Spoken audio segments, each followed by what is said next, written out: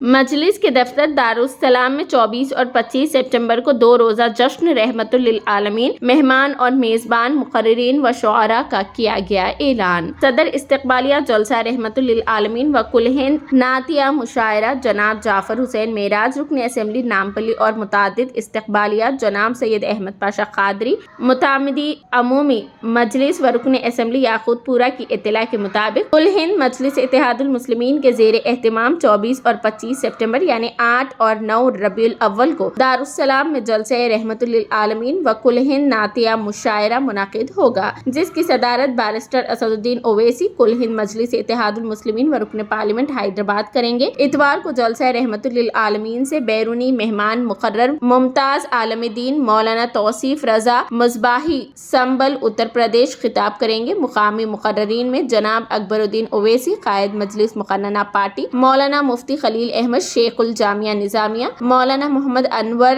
احمد قادری نائب شیخ التفسیر جامعہ نظامیہ، مولانا سید مسعود حسین صدر مہدویہ اکیڈمی، مولانا ڈاکٹر سید نثار حسین حیدر آغا صدر شیعہ علماء و ذاکرین، مولانا ڈاکٹر احسن بن محمد الہمومی خطیب شاہی مسجد باغ عامہ، مولانا سید شاہ ظہیر الدین علی صوفی قادری جانشین حضرت صوفی اعظم، مولانا شیخ مصفل بھائی وزیری کے علاوہ نگرانہ جلسے کا خصوصی خطاب ہوگا۔ حافظ و قاری عبدالعلی صدیقی امام مکہ مسجد کی قراءت کلام پاک ہوگی۔ جناب محمد شفیق قادری، محمد سلیم الدین انصاری، راشد عبدالرزاق میر وجاہت علی اعظم نذرانہ عقیدت پیش کریں گے۔ دوسرے دن یعنی پیر 25 سپٹمبر 9 ربیع الاول کو کل ہند نعتیہ مشاعرہ زیر نگرانی بارسٹر اسد الدین اویسی MP و صدر مجلس منعقد ہوگا۔ کل ہند نعتیہ مشاعرہ میں جملہ 21 شعراء کرام اپنا نعتیہ کلام سنائیں گے، جن میں 7 بیرونی شعراء کرام میں